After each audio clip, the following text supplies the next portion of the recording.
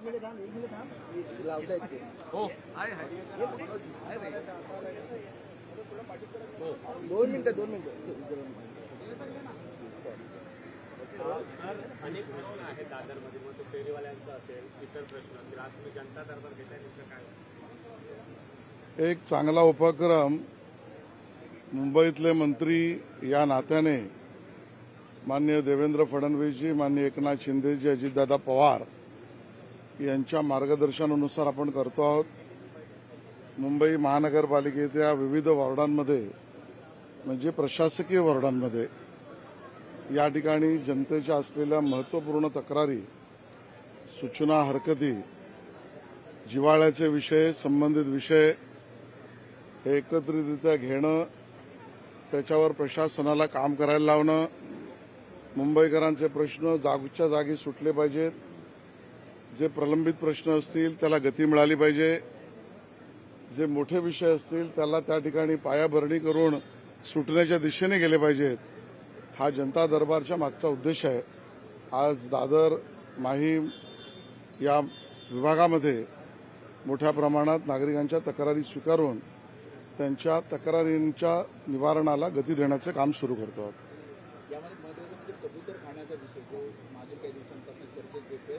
मुंबई उच्च न्यायालयानं बुधवारी आता मात्र तोपर्यंत कबूतर खाणे बंद राहतील असेही निर्देश दिलेले आहेत. मात्र अजूनही काही जण तिथे खाद्य टाकताना पाहायला मिळतात. कालही एक व्हिडिओ व्हायरल झाला गिरगाव चौपाटीवर तिथे खाद्य टाकलं जात होतं. पालकमंत्री म्हणून काय आवाहन करा?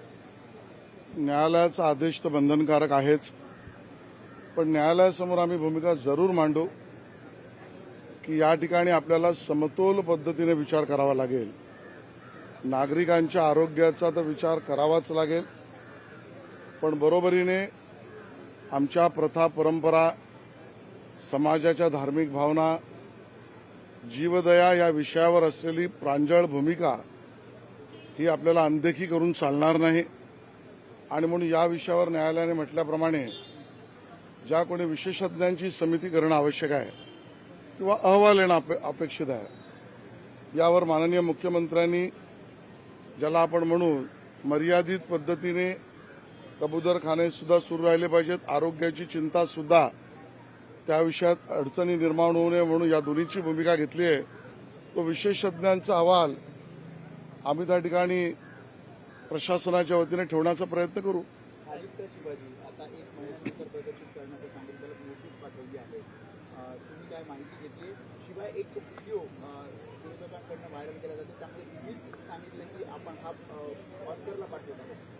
खरं आहे, ऑस्करने कान्स फिल्म फेस्टिवलला ज्या विशेषज्ञांच्या समितीने तो सुचवला, त्या सुचवलेल्या विशेषज्ञांच्या समितीचं घोषणा फक्त मी केलेली आहे. याचा अर्थ तो सिनेमा संपूर्णतः चुकीचा असेल तर त्याची इन्क्वायरी सुद्धा आपण लावलेली आहे. आणि म्हणून या कान्स फिल्म फेस्टिवलच्या यादीतून त्याला आपण रद्दबादल सुद्धा केलं. त्याच्या असलेल्या रेकॉर्ड जे कान्सला आहेत त्यातही मेल पाठवून आपण त्याला रद्द केलं. आणि बरोबरीने शासनाने म्हणजे मीच भूमिका घेतली की सीबीएफसीने या सगळ्याची पुनर्तपासणी केली पाहिजे. सीबीएफसीच्या अखत्यारीत विषय येतो, प्रमाणपत्र देणं.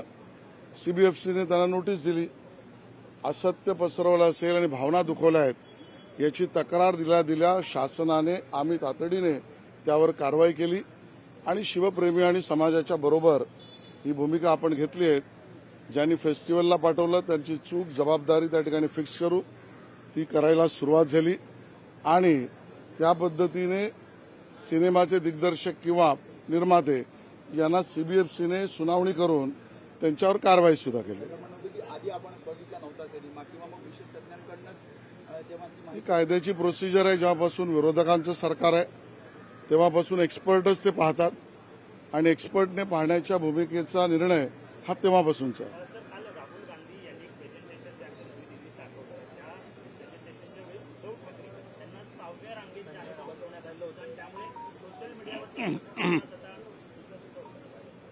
याच्यावर त्यांनाच भूमिका घ्यायला लागेल.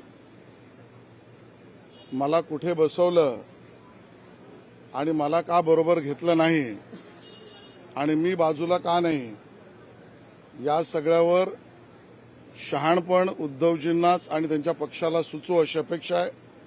पण मी नक्की हे म्हणेन, उद्धवजी यांना 6व्या रांगेत बसवणं हा काँग्रेसने एका अर्थाने केलेला महाराष्ट्रातल्या मराठी माणसाचा अपमान आहे.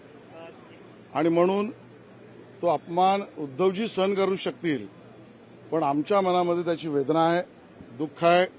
राहुल गांधी यांनी मराठी माणसाची आणि महाराष्ट्राची अशी बदनामी किंवा असा अपमान किंवा अशा पद्धतीची वागणूक हे आम्हाला मान्य नाही.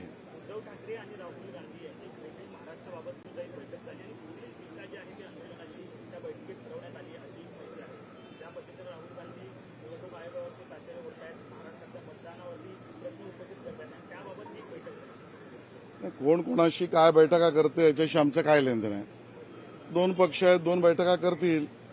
2 पक्ष आहेत, 3 पक्ष एकत्र येतील तो त्यांचा विषय आहे. आंदोलन करतील का सहकार्य करतील तो त्यांचा प्रश्न आहे. मला मात्र गणित एवढंच दिसतंय, 0 अधिक 0 is equal to 0.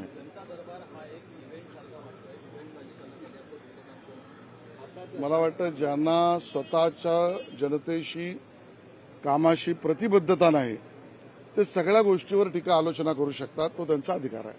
Mahesh Sawant स्थानिक आमदार ती थोड्या वेळापूर्वी म्हणतात मी पण या जनता दरबारात सहभागी होईल. हा सरकारचा जनता दरबार आहे. स्वागत आहे.